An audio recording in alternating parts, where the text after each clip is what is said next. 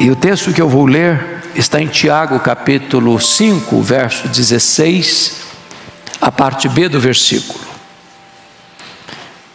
E esse texto é uma referência à necessidade de orarmos uns pelos outros, e depois exemplificado pela vida de oração do profeta Elias. Mas o verso 16, a parte B, está escrito: muito pode, por sua eficácia, a súplica do justo. Vamos repetir isso? Muito pode, por sua eficácia, a súplica do justo. É um fato que Deus é soberano. É um fato que Deus faz todas as coisas conforme o conselho da sua vontade. É um fato que Deus está assentado no trono e tem as rédeas da história em suas mãos. É um fato que a vontade de Deus prevalece.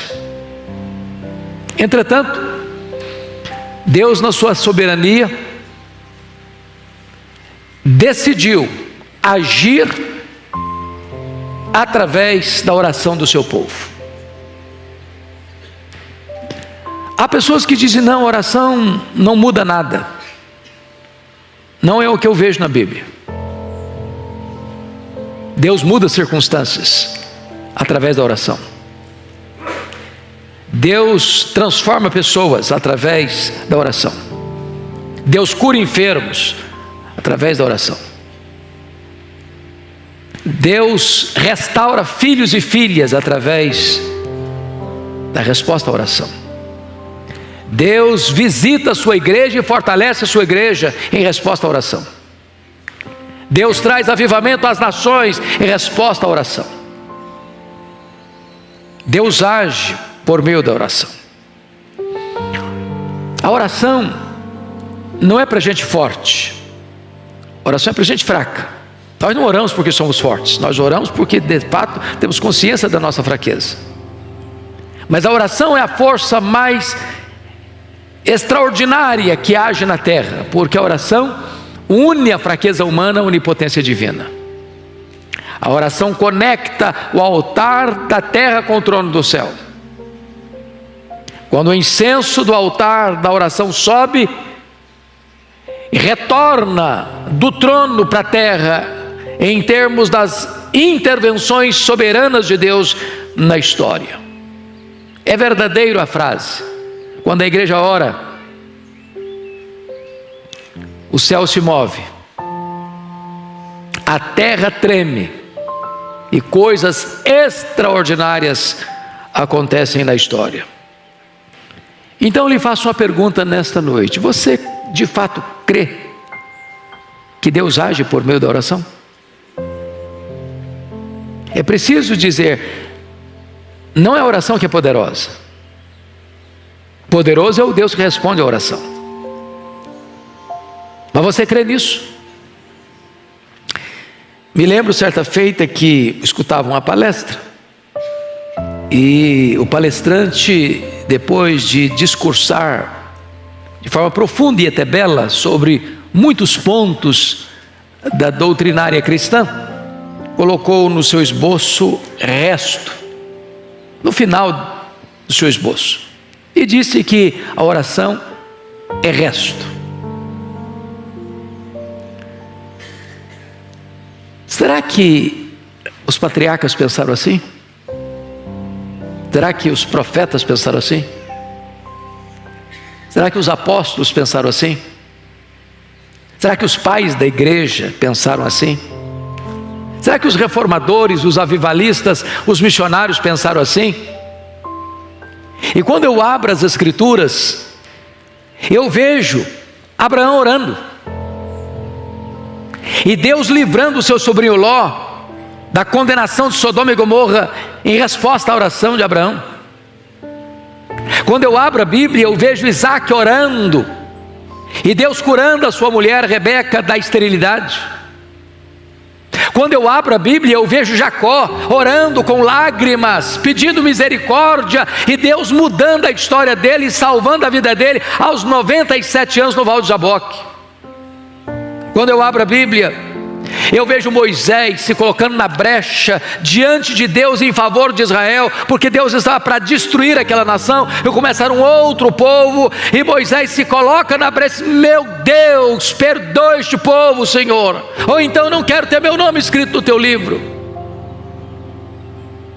Eu vejo Samuel dizendo para a nação: longe de mim pecar contra o meu Deus, deixando de orar por vós.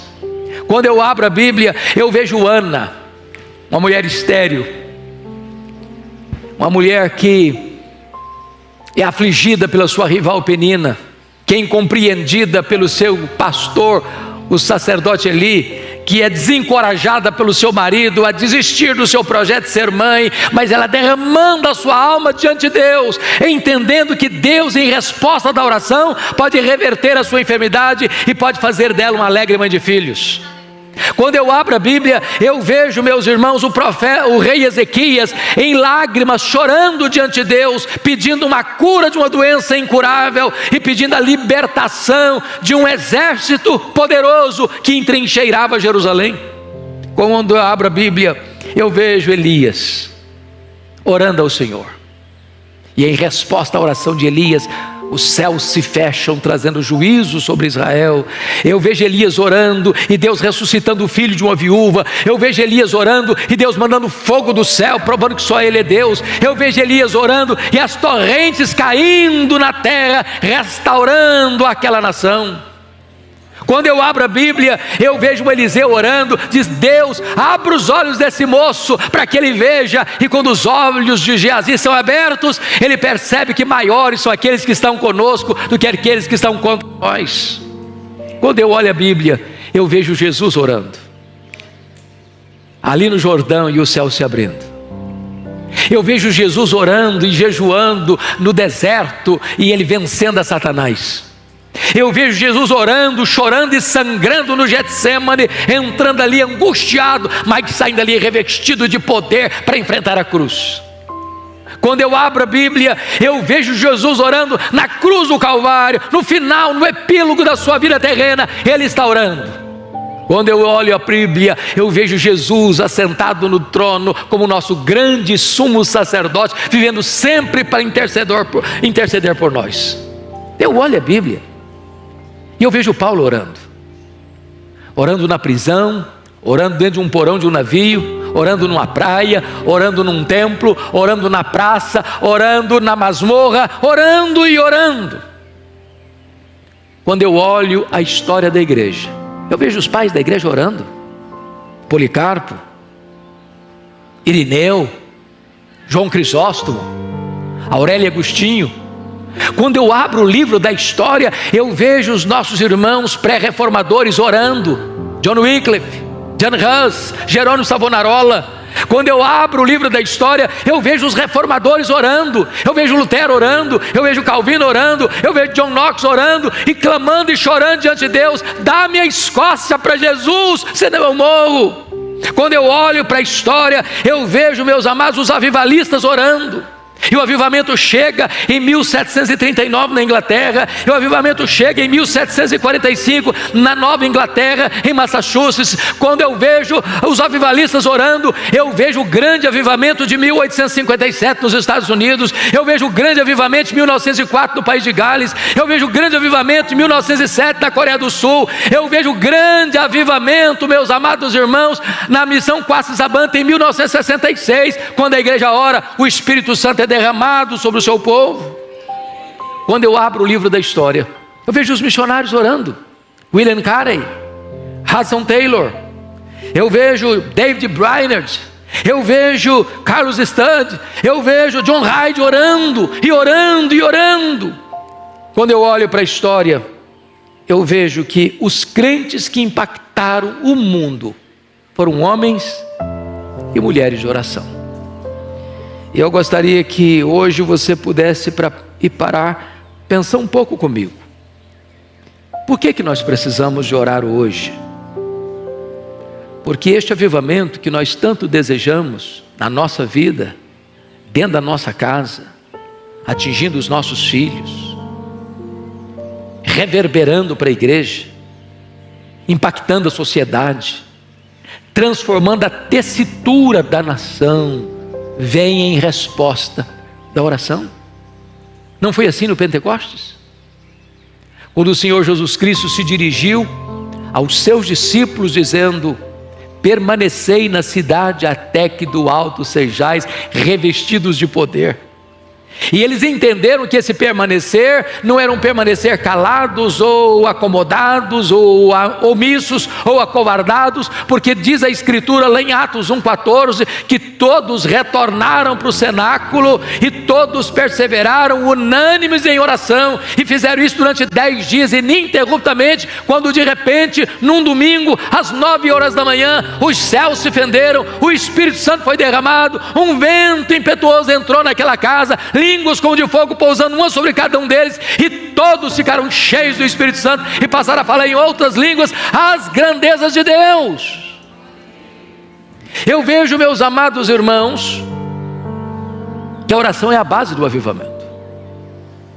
Está escrito lá em 2 Crônicas 7,14: se o meu povo, que se chama pelo meu nome, se humilhar e orar e me buscar e se converter dos seus maus caminhos, então eu ouvirei dos céus, perdoarei os seus pecados e sararei a sua terra. Eu encontro na Escritura lá em Isaías 44,3 que Deus vai derramar água sobre o sedento e derramar torrentes sobre a terra seca. Deus quer um povo que tenha sede dele, que tenha fome dele, que o anseie mais do que as riquezas deste mundo. E então, quando a terra estiver seca e quando o povo estiver sedento, Deus manda água sobre o sedento, Deus manda torrentes sobre a terra seca. Eu fico olhando a história, e vocês muito conhecem a história de Charles Haddon Spurgeon, um príncipe dos pregadores do século XIX, um homem que enfrenta o liberalismo teológico que estava devastando a igreja, que permaneceu firme, fiel, pregando o evangelho com grande graça e poder na cidade de Londres, recebendo milhares e milhares de pessoas todos os domingos para ouvir o evangelho. E alguém um dia perguntou ao Spurgeon qual o segredo do crescimento desta igreja e do impacto que esta igreja tem em Londres, na Inglaterra e no mundo. E ele respondeu: é que esta igreja tem uma usina de poder. E perguntaram: o que significa isso, uma usina de poder? Ele respondeu: esta igreja tem uma reunião de oração toda segunda-feira, onde centenas, onde milhares de pessoas vêm para buscar a face de Deus. E tem mais: debaixo do púlpito, onde estava o púlpito, havia uma sala, e ali tinham os irmãos que enquanto ele pregava, os irmãos oravam, e quando ele sentia que precisava mais de poder, ele batia o pé no assoalho, e isso soava lá embaixo, e eles fortaleciam ainda mais o clamor aos céus. E desta maneira ele entendia que não há poder na palavra, a não ser que haja um povo comprometido com oração, porque não há púlpito com poder com bancos vazios de oração.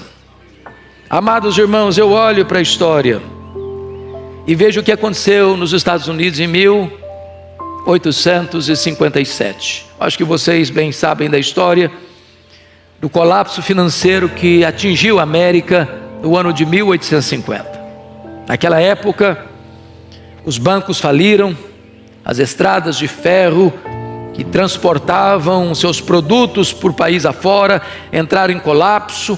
O desemprego era galopante, a economia estava em frangalhos, e então é nessa situação de grande crise financeira e econômica que um missionário urbano, Jeremias Lampier, no dia 1º de julho de 1857, assume o posto de um missionário urbano.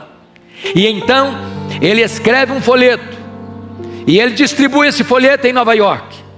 E ele chama homens de negócio, porque ele era um homem de negócio, para vir orar com ele num hotel em Nova York. Na primeira semana vieram 6 pessoas.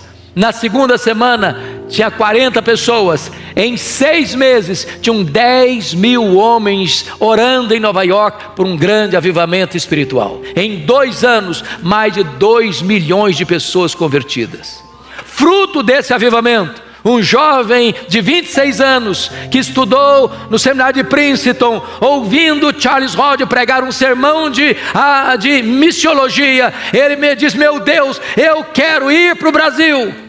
Alguém disse: você é louco, aquele país é um país muito pobre, aquele país tem doenças endêmicas, você é filho caçula, a sua mãe já está idosa, você tem igrejas grandes aqui na América que podem receber você. E ele diz: o lugar mais seguro para um homem estar é no centro da vontade de Deus. E como fruto desse avivamento, ele vem ao Brasil e chega aqui no dia 12 de agosto de 1859 para plantar a Igreja Presbiteriana do Brasil, fruto daquele poderoso avivamento espiritual.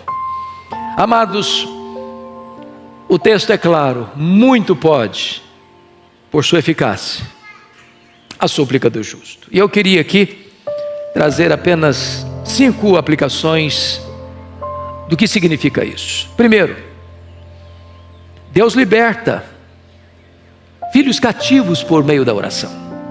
Nós estamos aqui porque mães têm se levantado para colocar diante de Deus os seus filhos. E quantos filhos foram alcançados pela graça? Porque mães estiveram na brecha, sem duvidar, com perseverança, como aquela mãe cananeia, cuja filha estava endemoniada. Aquela moça não tinha condições de ir a Jesus, nem de fazer qualquer pedido a Jesus. Ela vivia totalmente tomada e dominada por forças malignas. A sua mãe, embora gentia, a sua mãe, embora não tivesse tanto conhecimento, mas ela vai a Jesus, e ela clama a Jesus, e ela insiste com Jesus, e ela persevera em buscar a Jesus, e o milagre acontece na sua vida. O Senhor Jesus liberta a sua filha. Eu fico olhando a história, por exemplo, de Mônica, que orou por Agostinho 30 anos. 30 anos, era um homem culto, ele era um professor de oratória, mas era um homem devasso, e ela orou, e ela chorou, e ela orou, e ela chorou, até que o seu filho se converteu ao Senhor Jesus Cristo. E mais tarde o Ambrósio foi a dizer: um filho de tantas lágrimas não poderia se perder. Deus age e liberta e salva por meio da oração. Eu não sei quantas de vocês ou quantos de vocês já leram o meu livro Mães Intercessoras, que eu tive o privilégio de convidar Dona Eusa Lidório para prefaciar. Dona Eusa Lidório, no prefácio desse livro, narra uma história que o Ronaldo Lidório vivenciou entre os quechuas, o Sendero Luminoso, lá no Peru, quando ele era ainda seminarista.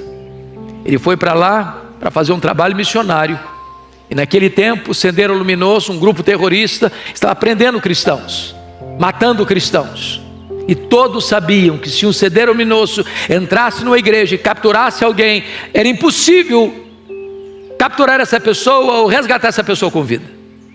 E o Ronaldo estava pregando, quando entra o Sendero Luminoso e apanha ele e é o companheiro dele. Colocaram um capuz, jogaram dentro de um carro e saíram às pressas para ser levado para o pelotão do fuzilamento, para o paredão do fuzilamento. E o Ronaldo relata o fato de que houve muita angústia no coração dele. E naquele período em que ele estava sendo levado, e sabendo para onde ele estava sendo levado e qual seria o seu destino, ele diz: meu Deus, eu não estou em paz. Então, se o Senhor quer que eu morra, o Senhor me dê paz. Mas se o Senhor me der vida, eu quero consagrar mesmo a minha vida para dedicar toda a minha história para a pregação do Evangelho. Mas curiosamente, naquela noite, a sua mãe, que estava aqui no Brasil, foi despertada, inquietada, angústia na alma, e ela levantou da sua cama e andava de um lado para o outro, diz: meu Deus, eu não sei o que está acontecendo com meu filho, eu não sei o que está ocorrendo com ele, mas eu estou com o coração aflito. Então, Senhor, onde ele estiver, como ele estiver, manda os teus anjos, envia o teu socorro, traz o teu livramento. E o Ronaldo disse que quando ele estava sendo levado, tirado do carro para ir para o paredão, passa um carro com muito barulho e o toma e o enfia dentro do carro e sai correndo com ele. E ele foi liberto de uma maneira extraordinária, porque naquela noite Deus levantou uma mãe aflita, mas intercessora, para colocar-se na brecha em favor do seu filho. Deus responde oração, e levanta filhos, e restaura filhos, e salva filhos, em resposta à oração de sua mãe. Mas amados, notem vocês que Deus reverte situações humanamente impossíveis em resposta de oração. Quantas pessoas que já escutei isso: na oração não muda nada, oração só muda você, mas Nada vai mudar em Deus.